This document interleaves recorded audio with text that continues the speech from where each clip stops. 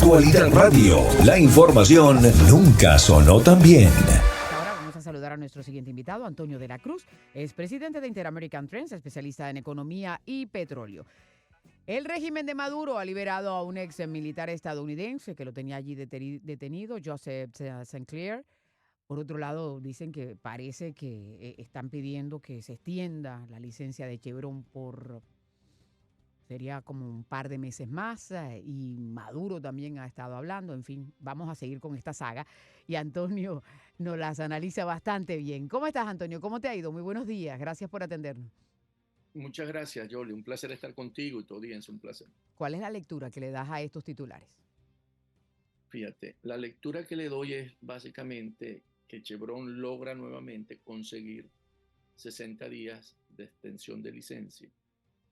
Y para poderlo lograr a través de Richard Grenell, que fue el que pudo hacerlo por ser el enviado de la Casa Blanca hacia el régimen de Maduro o hacia Venezuela, entregaron uno de los 9 rehenes que tiene Maduro en sus cárceles en Venezuela. Y por supuesto, uno emblemático, uno que es de la Fuerza Aérea, condecorado, luchó 4 veces en Afganistán e Irak, y entonces permite que pueda el presidente Trump, que era el único que podía tomar esta decisión de extender, que todavía no está totalmente confirmada, pero que al final yo creo que el presidente Trump va a dar el go de extender esta licencia, que fue básicamente lo que solicitó Chevron. Entonces Chevron logra su extensión. En Maduro logra montar la narrativa consigue la narrativa de que Estados Unidos sigue teniendo una relación con su régimen, por eso extienden la licencia, frente al hecho de que la operación Guacamaya la había dejado muy mal parado, porque estos regímenes autoritarios no se derrumban por fuerza en términos de armas, porque no las hay en el otro sector, sino porque las narrativas se agotan y se acaban. El haber logrado una salida de los 4 rehenes que estaban en la embajada de Argentina sin disparar un tiro y sin haber ninguna baja, y haberlo hecho de la forma que lo hicieron, demostraba que ya esa fortaleza que muestra el régimen de Maduro ya no lo tiene como tal, que se puede penetrar, que se puede entrar a Venezuela, que se pueden extraer, y eso ha generado internamente una situación en la que el poder se siente inestable. ¿En términos de qué? En términos de que ellos tienen cuenta con la justicia, y si eso lo hicieron con 4 venezolanos que estaban de rehenes en esa embajada, puede ocurrir en cualquier otro escenario en la que se plantee los Estados Unidos, que a través del secretario de Estado, Marco Rubio, dijo que habían coordinado una operación exitosa, que fue el que dio la noticia internacionalmente a través de un ex, con varios apoyos internacionales. Entonces, si vemos esto en el contexto, vemos un contexto de narrativas, que es lo como hoy se pelea en una época de posverdad, ¿verdad?, para poder conseguir cada uno una participación. Y si le metemos el ingrediente de la elección este domingo, donde las encuestas revelan que va a haber un ausentismo muy alto, 85%, la que salió publicada ayer, entonces también vuelve a ratificar que el régimen de Maduro no cuenta con el respaldo del país, del pueblo, y por lo tanto ratifica lo del 28 de julio, en la que perdió una elección presidencial, a pesar de haber controlado todo el elemento para que fuera una elección a favor del rey. Y eso, él sigue en el poder, es decir, ¿cuál es la estrategia a largo plazo entonces? Porque a corto plazo, en efecto, estás haciendo el análisis, pero si alguien llega y no tiene el contexto que tú acabas de exponer y lee solamente los 2 titulares, dice, bueno, pero si están negociando con Maduro porque le están entregando una licencia de 2 meses más y mientras tanto están devolviendo a un estadounidense, ¿no? Es decir, hay como 2 vías, ¿están como paralelas esas vías?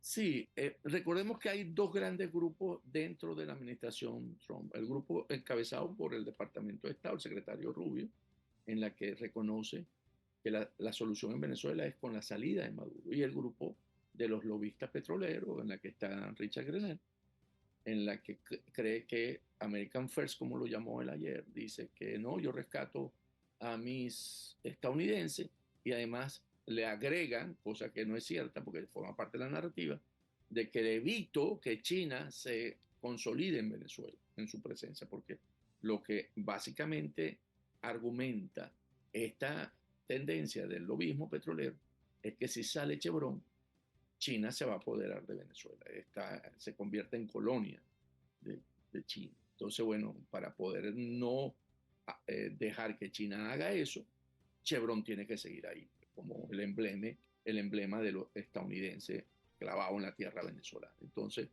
esas dos no convergen, sino que son distintas y por eso dije que fue Chevron, porque es básicamente una estrategia de poder consolidar que sigue Chevron, pero la única manera de poder seguir Chevron tenían que lograr un hecho concreto y el entregar a un estadounidense, sabemos que eso tiene un impacto para la política interna de los Estados Unidos.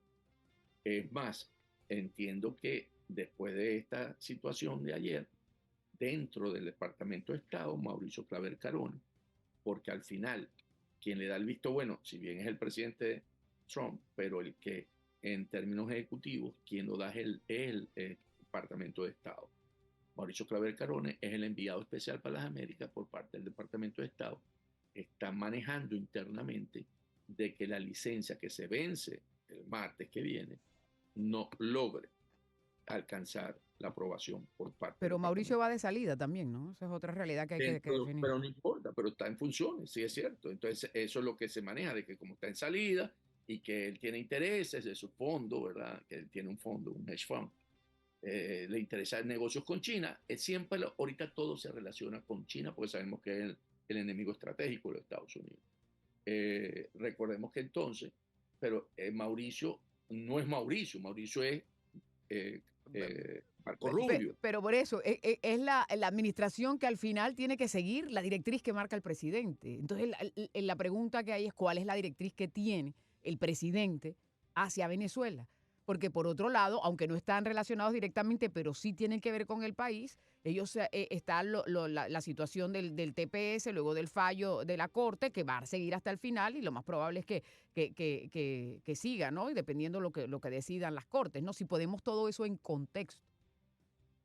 Te agrego una más para poderlo complicar más esto. El presidente decidió la operación Guacamaya, porque aquí no se va a hacer una operación que tiene involucrado a estadounidenses sin autorización de él, porque también sabe los riesgos que implique, como hizo con Soleimani, con el iraní. Entonces, estas son decisiones también del presidente. La operación que extrae a los 4 venezolanos también fue aprobada por el presidente. Entonces, ¿qué quiere el presidente? Como lo hemos visto en su gira también por los países árabes, se reunió con el sirio, con el presidente sirio. Entonces tú dices, ¿qué quiere el presidente? Hay que preguntárselo al presidente, porque él en eso tiene percepciones y realidades en las que él toma decisiones.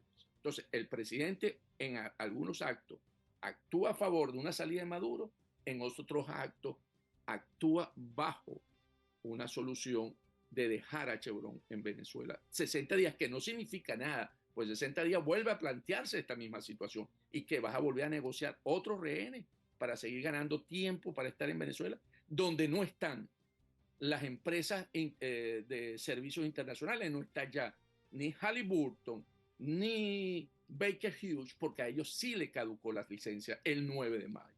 Entonces, aquí hay una jugada de poderes internos en la que el presidente al final actúa de acuerdo a su mejor criterio, que nada más lo sabe él.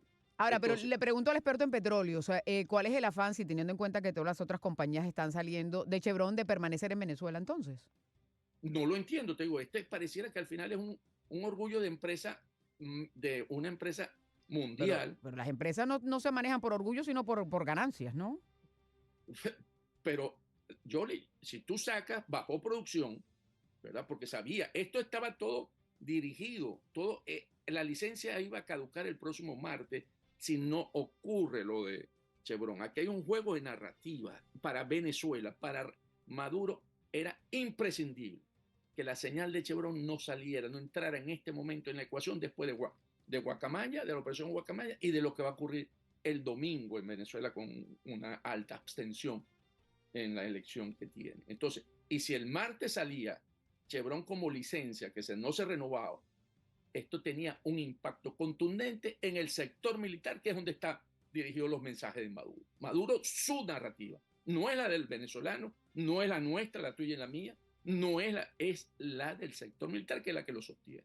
Entonces, es decirle, nosotros estamos en control, nosotros seguimos teniendo relaciones con Estados Unidos y por lo tanto que no se alborote internamente y se cree una crisis interna. Ese es el interés de Maduro. El interés de Chevron es seguir corriendo la arruga a ver si en algún momento, porque vuelve a coger 60 días, se consolida el régimen de Maduro y aquí Estados Unidos, entonces, pero aquí Estados Unidos se convence, bueno, sigamos con Maduro, porque realmente la oposición no logra sacar a Maduro. Entonces, esa es la estrategia. Y esa es la gran pregunta, ¿cómo se hace para que se vaya? Porque tú estabas hablando de retóricas, ¿verdad?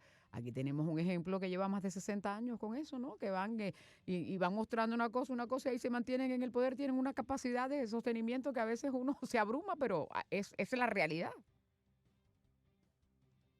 Cuando la comparas con la cubana, no es una realidad que es comparable, en términos, si es cierto, se han quedado 60 años, pero no ha habido acciones internas como haber demostrado que el 28 de julio perdió una elección Maduro. No es comparable con una operación que ejecuta con colaboración de los Estados Unidos, porque si lo vamos a comparar con Bahía de Cochinos, no tiene ninguna comparación con la extracción que tuvo los 4 venezolanos. Entonces, yo creo que al compararlo con Cuba, hay diferencias que están marcando. O sea, hay un liderazgo interno. María Corina está dentro del país y hay un presidente electo que está fuera del país, que es el que tiene la legitimidad de origen. Entonces yo creo que aquí en la construcción de narrativa, te vuelvo a insistir, es donde es necesario ser coherente, porque esto que acaba de ser con Chevron pierde coherencia por parte de la administración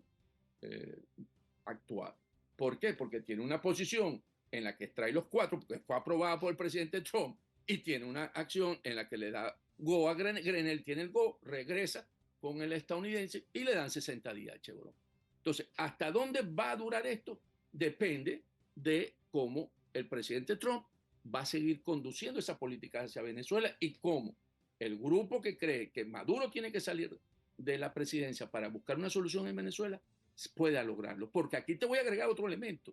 El secretario de Energía 2 semanas antes había declarado públicamente en Fox que tenía que irse Chevron y porque en Venezuela hay una dictadura de hace 25 años, cuando lo dice el secretario de Energía que controla la parte petrolera y que está en la línea de que Estados Unidos tiene que producir su máximo potencial. Entonces aquí hay toda una serie de factores que están actuando, que hay unos alineados y hay otros que están en otra posición.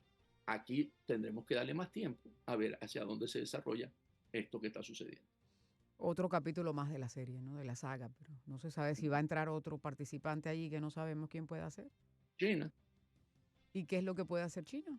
No, nada, porque es el argumento que se usa para nada. Pero claro, pero el impacto que pueda tener o no, ¿no? En el marco completo de lo que hay. Porque es que una de las realidades con las que hay que lidiar es que de pronto el presidente Trump no está viendo aisladamente a los países, sino el contexto general en el que él está negociando las cosas para ver cómo va a manejar la situación, teniendo en cuenta los actores que tú mencionas, ¿no? China, Rusia y lo que pueda suceder en la América Latina, porque la expectativa es, bueno, tenemos un secretario de Estado que conoce la región, pero, claro, ¿ahora qué sigue? Sigue básicamente ver cómo termina esto. Tienen que generar la situación, cómo van a resolver si es extensión de licencia o caduca licencia y le dan 60 días como una parte ejecutiva, ¿verdad? No solamente como licencia. Y entonces eso cambia todo porque entonces no tiene el respaldo de que te renové licencia, sino que te estoy dando el tiempo que tú pediste, más de 60 días para terminar de recoger. Porque el argumento de Chevron es que necesito tiempo para terminar de cerrar lo que estoy haciendo en Venezuela. Porque yo no puedo, todavía tengo un contrato que cerrar.